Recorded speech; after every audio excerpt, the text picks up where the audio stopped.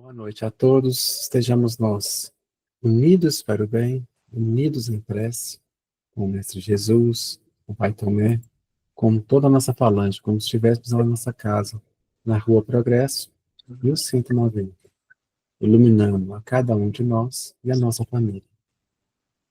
Eu sempre faço a leitura do livro psicografado por Chico Xavier, editado pelo Espírito Emmanuel, Pão Nosso. Lição número 56. Êxitos e insucessos. Sei viver em penúria, e sei também viver em abundância. Paulo, Carta aos Filipenses, capítulo 4, versículo 12.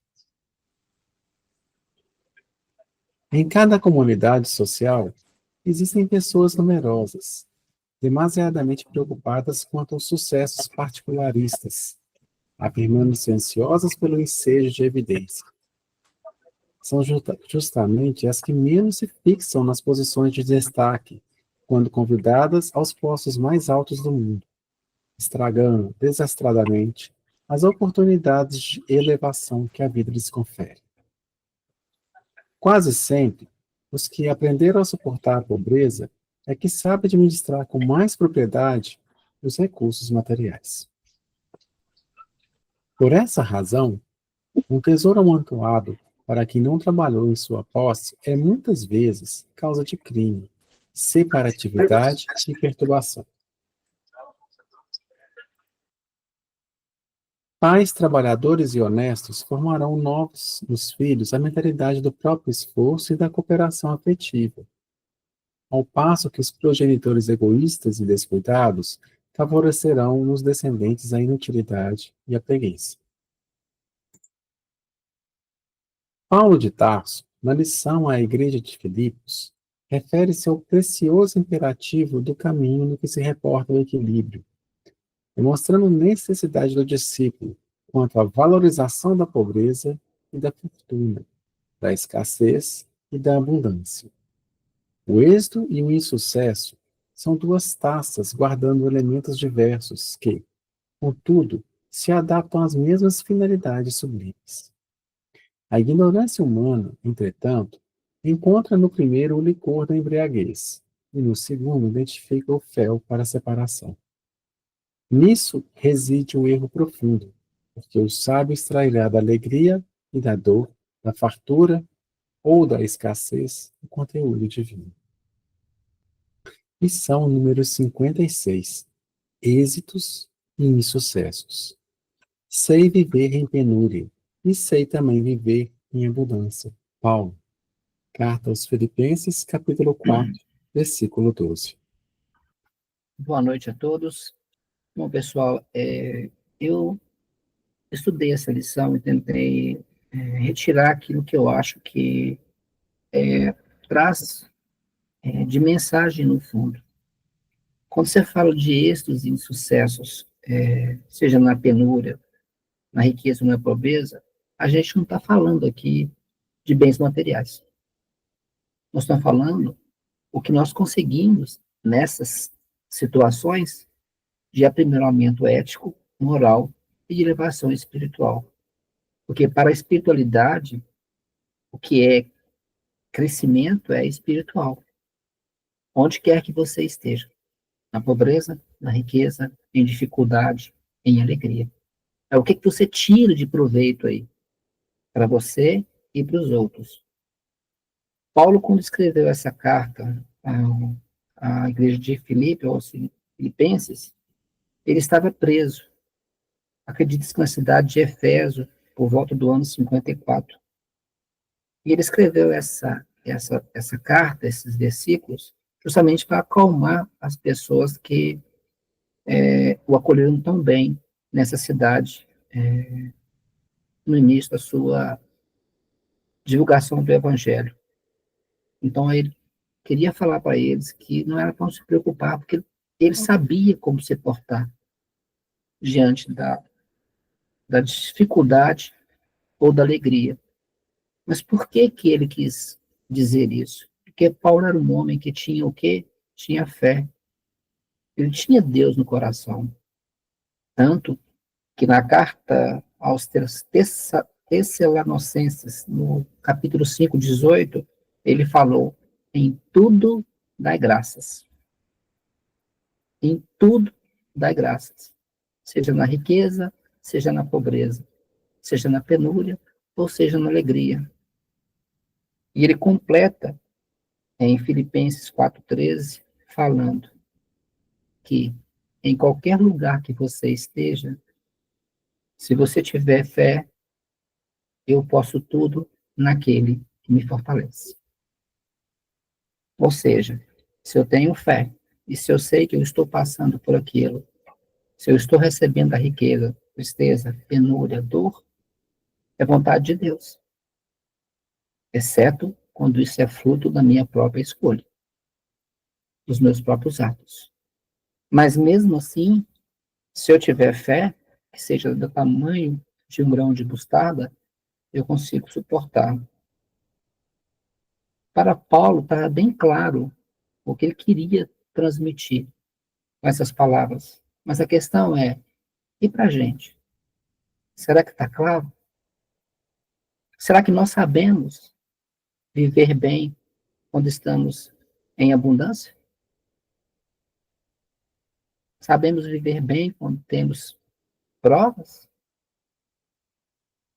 Sabemos nos comportar com dignidade diante das responsabilidades que recebemos, dos talentos que recebemos? Sabemos usar isso, ensinar, repassar? Se nós observarmos em nossa volta, nós vamos ver pessoas em diversas situações, ricos, pobres, uns vivendo em mansões, outros em casebres, uns com saúde, outros doentes, outros preocupados com o próximo e outros vivendo para si mesmos, em completo desinteresse pela caridade e pela justiça. Nesta última colocação, independente se estão na penúria ou na abundância, vivem para o seu umbigo.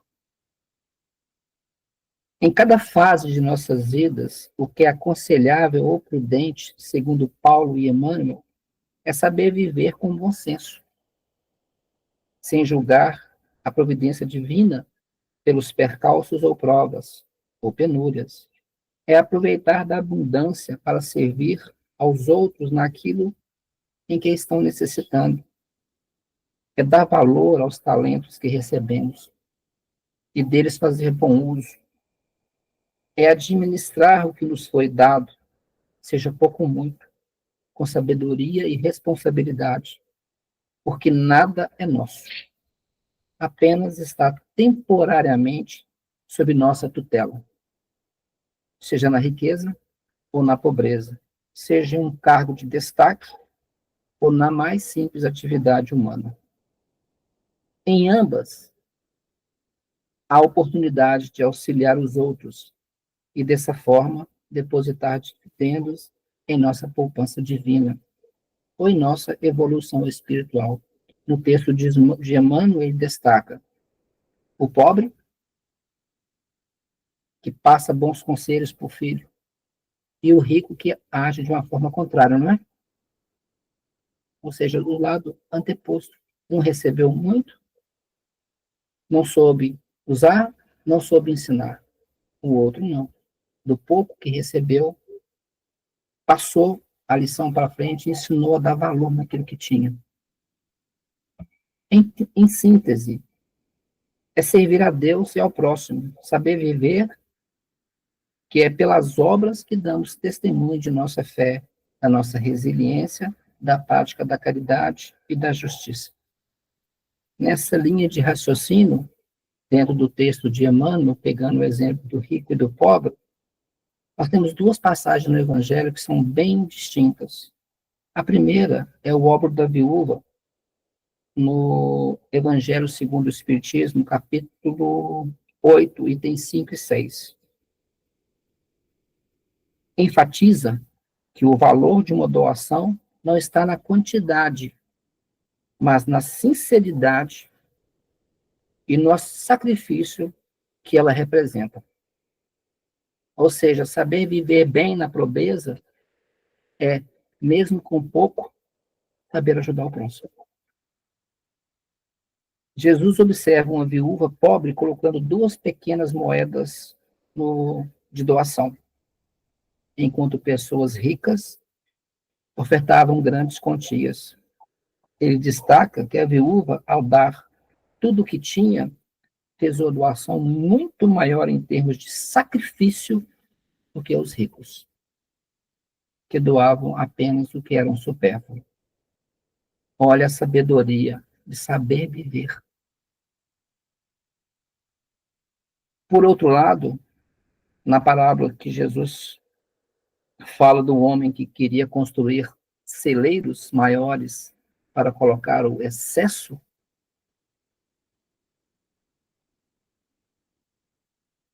ele usa para ilustrar a futilidade de acumular riquezas materiais sem se preocupar com a vida espiritual e com as necessidades dos outros. Nesta passagem, o homem preocupado em amontoar riquezas não imagina que seu desencarne aconteceria naquela mesma noite. 2 personagens, 2 histórias, em situações antagônicas. Um não sabendo aproveitar a riqueza que Deus lhe deu como meio de ajudar o outro. E uma sem ter nada, ajudando o outro. Desses 2, quem teve mais êxito ou quem teve mais insucessos?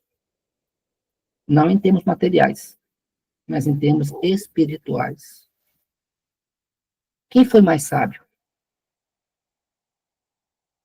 Quem realmente estava agindo como Paulo?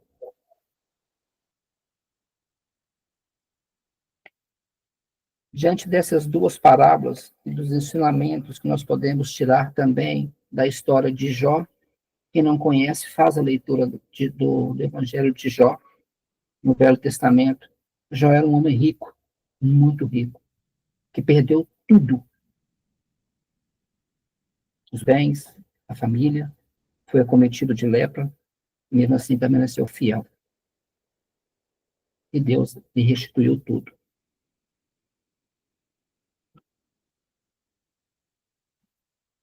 E a postura de Jó, a postura dessa mulher, nos reporta ao final da frase do nosso livro. E serve de ponto de reflexão sobre nossas posturas e escolhas, se estamos sabendo viver.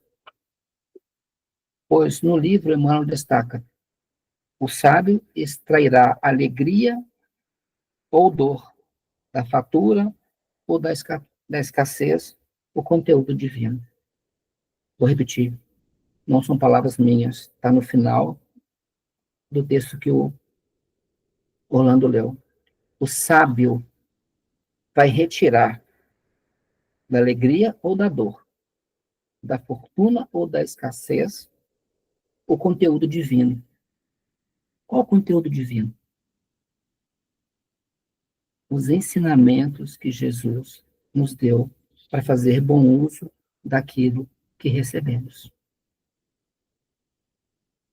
No momento em que estamos, independente seja bom, ruim, alegre ou triste. E aí muitos de nós podem perguntar assim, ou utilizar isso como uma bengala ou desculpa, mas eu não sou sábio. Eu ainda não tenho conhecimento. E aí, na questão 621 do Livro dos Espíritos, Kardec pergunta aos espíritos onde está escrita a lei de Deus. E eles respondem, na consciência. Então, quem de nós não sabe o caminho a ser tomado? Quem de nós não conhece, não sabe, pode afirmar que não tinha conhecimento? Por isso que agimos de uma forma ou agimos de outra. Quando a lei divina estará onde? Na nossa consciência. Não precisa que ninguém fale conosco. Então, viver bem ou viver mal, ter êxito ou fracassar, não é necessário que alguém nos ensine. É necessário que nós olhemos dentro de nós, porque nós temos dentro de nós a lei divina, na nossa própria consciência. Então, saibamos nos comportar em quaisquer situação que estejamos, com dignidade, com fé, com esperança e, acima de tudo, tentando fazer o melhor para nós e para os outros. Mesmo que seja em pequenas doses ou pequenas parcelas, é importante a gente acreditar que nós podemos saber viver em qualquer situação, principalmente quando recebemos o dom da riqueza. E segundo os espíritos, são provas mais difíceis. Porque nós temos condições de ajudar e às vezes a vaidade, o orgulho, nos impede de fazer. Então vamos nos ater a isso. Bom, meus irmãos, essa foi as informações que eu acho, né, a minha avaliação, o meu conhecimento. Nós podemos tirar dessa lição. Saber viver bem em qualquer situação é ter discernimento para caminhar, para tomar as escolhas e fazer as escolhas certas, sem reclamar se estamos em momentos difíceis ou se estamos em abundância, saber doar aquilo que nos é supérfluo, não, aquilo que podemos dar muito mais do que o supérfluo para as outras pessoas, tá bom? Vamos elevar o nosso pensamento ao Mestre amado Jesus e vamos pedir a Ele nessa noite que nos abençoe com sabedoria, que nos dê o discernimento para que em situações difíceis,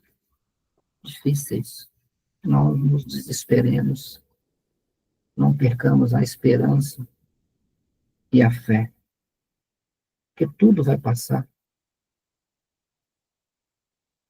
Todas as tristezas, todas as dores são passageiras. Porque o próprio Cristo nos disse que o reino dele não é deste mundo.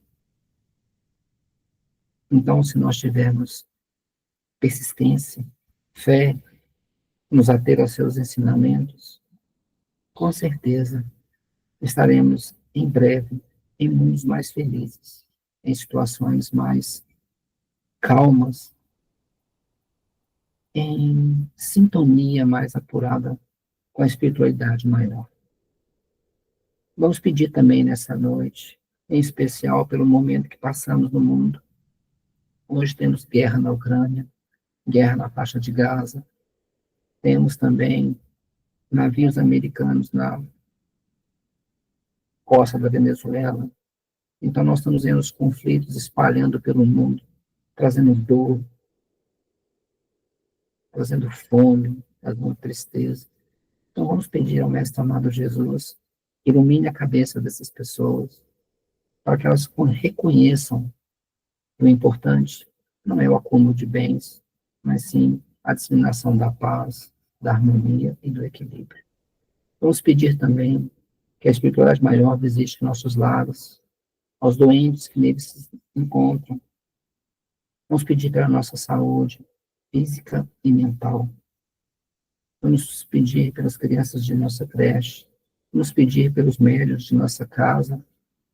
E vamos pedir ao Mestre amado Jesus que na noite de hoje visite todos aqueles que precisam de assistência, seja ela material ou espiritual. Vamos rezar a oração que o Pai nos ensinou. E nessa oração, refletir que seja feita a vontade dele e não a nossa.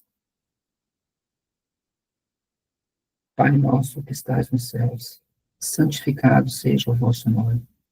Venha a nós o vosso reino, seja feita a vossa vontade, assim na terra como nos céus. O pão nosso de cada dia nos dai hoje, e perdoai as nossas ofensas, assim como nós perdoamos a quem nos tem ofendido. Não vos deixeis cair em tentação, mas livra-nos, Senhor, de todos os males. Pois com vós é o reino, o poder e agora para todos sempre. Que assim seja. Que a paz e a saúde e as bênçãos da falange de unidos para o bem, sob a proteção de nosso Mestre amado Jesus, fique com todos. Que a paz de Deus Pai Todo-Poderoso nos abençoe hoje e sempre. Fiquem com Deus.